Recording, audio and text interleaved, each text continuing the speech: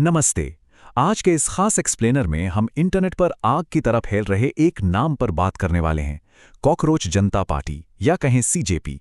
पहली नज़र में ना ये आपको बस एक मीम या मजाक लग सकता है, लेकिन अगर हम इसकी परतों को उधेड़ें तो इस अचानक हुए बूम के पीछे हमारे युवाओं की एक बहुत गहरी हताशा और फ्रस्ट्रेशन छिपी है। तो चलिए आज इस पूरे फिनोमेनन को डिकोड करते हैं और समझते हैं कि कैसे एक सोशल मीडिया ट्रेंड लाखों युवाओं की आवाज बन गया।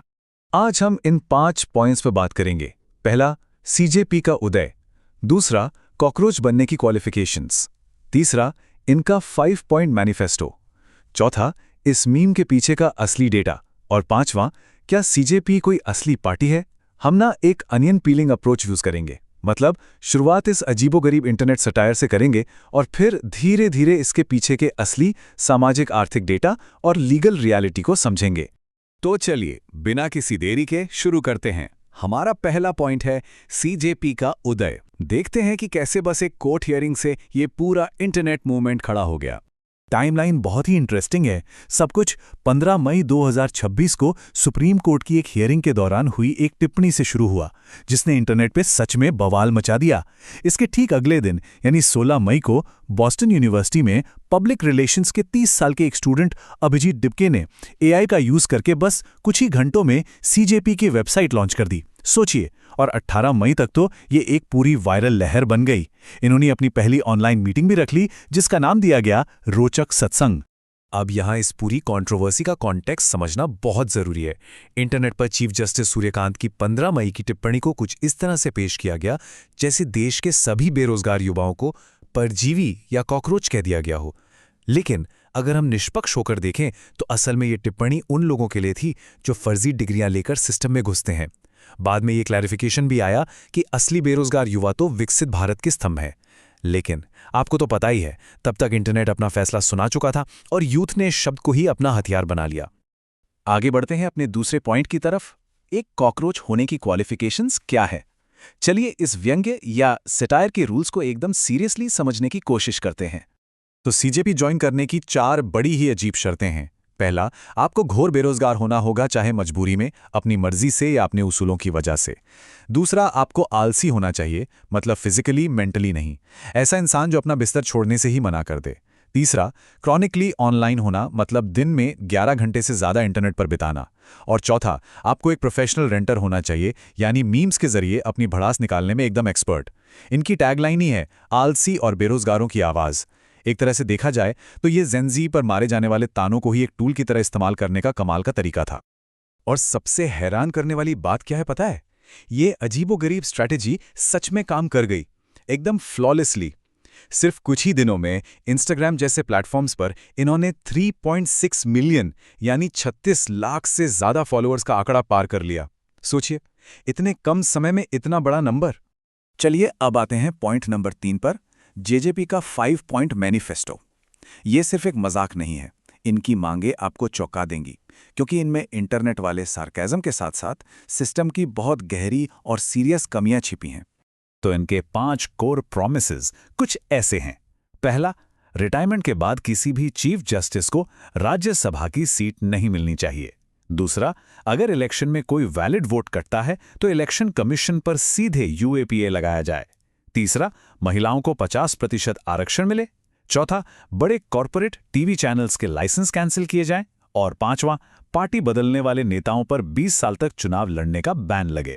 अगर आप ध्यान दें तो ये पॉइंट्स हवा में नहीं बोले गए हैं। ये जुडिशरी की इंडिपेंडेंस और मीडिया बायस जैसी एकदम रियल वर्ल्ड प्रॉब्लम्स को टारगेट कर रहे हैं। इनके विमेन्स रिजर्वेशन वाले पॉइंट को ही ले लीजिए। अभी का जो कानून है वो लोकसभा और विधानसभाओं में 33% महिला आरक्षण की बात करता है। लेकिन सीजेपी की डिमांड है कि टोटल सांसदों की संख्या बढ़ाए बिना संसद और कैबिनेट दोनों में महिलाओं के लिए 50% रिजर्वेशन होना चाहिए।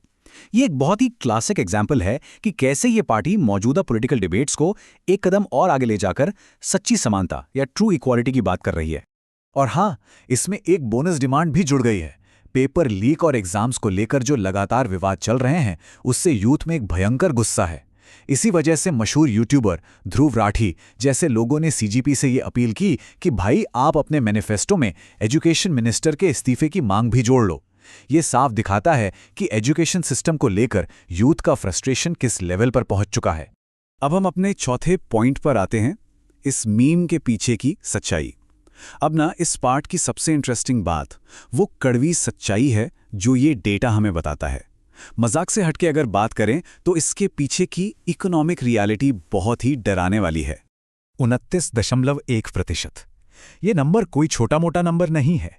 इंटरनेशनल लेबर ऑर्गेनाइजेशन यानी ILO की इंडिया एम्प्लॉयमेंट रिपोर्ट्स 2024 के हिसाब से भारत में ग्रेजुएट युवाओं में बेरोजगारी की दर 29.1% है।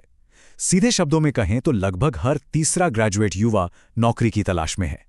अगर हम ILO रिपोर्ट के डेटा को थोड़ा और ब्रेक डाउन करें तो एक और चौंकाने वाला फैक्ट सामने आता है।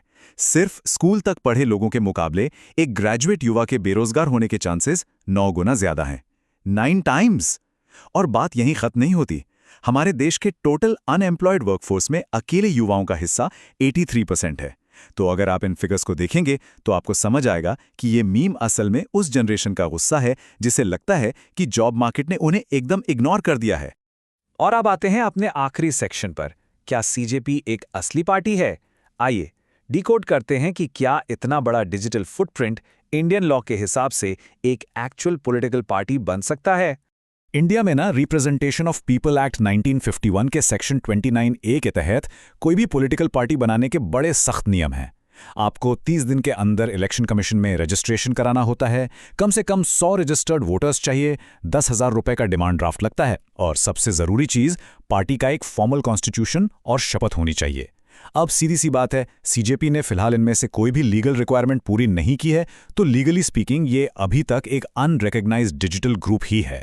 एक बहुत ही दिलचस्प कंपैरिजन हम 2011 के इंडिया अगेंस्ट करप्शन यानी IAC मूवमेंट से कर सकते हैं। दोनों ही मूवमेंट्स ने यूथ के गुस्से और फ्रस्ट्रेशन को आवाज दी, लेकिन दोनों के स्ट्रक्चर में जमीन आसमान का फर्क है। IAC सड़कों पर लड़ा गया एक मूवमेंट था जिसकी एक सेंट्रलाइज्ड लीडरशिप थी, जैसे अन्ना हजारे, और वहीं से आम आदमी पार्टी निकली। लेकिन 2026 की ये कॉकरोच जनता पार्टी पूरी तरह से एक इंटरनेट बेस्ड मीम मूवमेंट है, एकदम डिसेंट्रलाइज्ड। बस लोग अपनी डिजिटल स्क्रीन के पीछे से अपनी फ्रस्ट्रेशन निकाल रहे हैं और इसका कोई ऑफिशियल स्टेटस नहीं है। तो कोर्ट की एक छोटी सी टिप्पणी से शुरू होकर एक बहुत बड़े डिजिटल विद्रोह तक का ये सफ़र हमें बहुत कुछ सोचने पर मजबूर करता है। अब सवाल ये है, क्या ये बस कुछ दिन चलने वाला एक इंटरनेट मीम बनकर रह जाएगा, या फिर ये आगे चलकर एक असली पॉलिटिकल मूवमेंट की शक्ल लेगा?